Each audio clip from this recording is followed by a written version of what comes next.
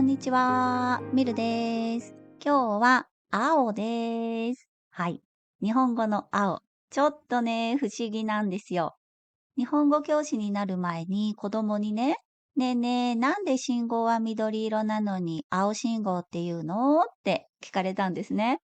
で、その時答えられなかったんですよ。あ、本当だ。なんでだろうって。あとは青りんご。これもね、青じゃないですよね。緑色ですよね。あとはスーパーの青果コーナー。青い果物と書いてね、青果。新鮮な野菜と果物のコーナーっていうことなんですが、なんで青なのって思いました。で、その時に調べたんですが、昔の日本での色彩感覚では、青はね、今の青と緑の両方を含んでいたそうなんですね。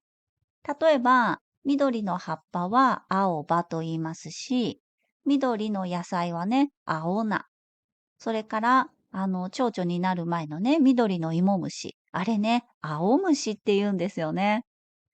で、実はね、昔は青っていうのは、生き生きとしたとか、若い。こんなね、生命感がある色全般を指していたそうなんですね。で、ちょっとね、歴史を遡ってみると、奈良時代から平安時代までは青が緑を含んでいたんですって。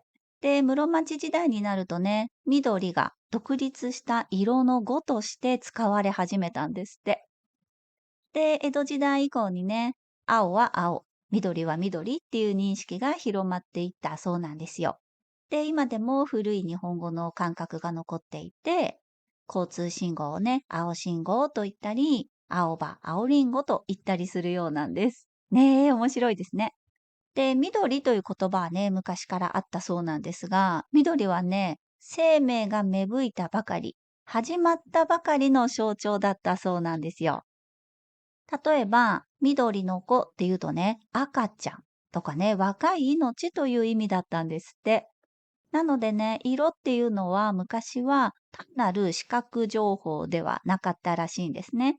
青は若さとか未熟さ、成長中とかね、そういうのを象徴していて、例えばね、赤は生命力とか魔除けの象徴で、緑は生命が芽吹いたばかり、始まったばかりの象徴だったんですね。で、それがだんだんと、青は青色、緑、緑色というね、色の意味でも使われるようになったようなんです。はい。面白い。で、今でも青信号、青リンゴとかね、こういう言葉が残っているんですが、もっともっとあるんですよ。前に撮った大学生の仕事探しというポッドキャストでもお話ししたんですが、青互い。本来はね、農業用語ですよ。まだ青い田んぼ。稲が熟していない田んぼを前もって買うことです。ね、これもね、緑じゃなくて青を使うんですね。で、それが転じて将来性を見て早く採用するという意味でも使われるようになりました。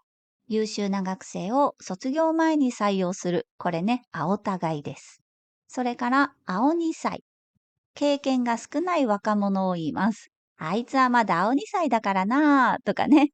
青いっていうのはまだ熟していないという意味ですね。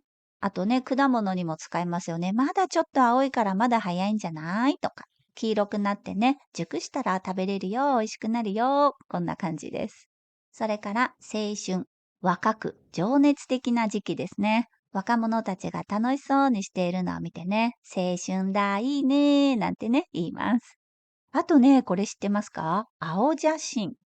これはね、将来の計画。具体的な計画とか理想像を描いたものです。理想の生活スタイルを実現するための青写真を書き出してみようとかね。試験に合格したいから年間計画の青写真を作りましたとかね。こうやって使います。ということで、今日は青についてお話ししました。じゃあ、バイバイ。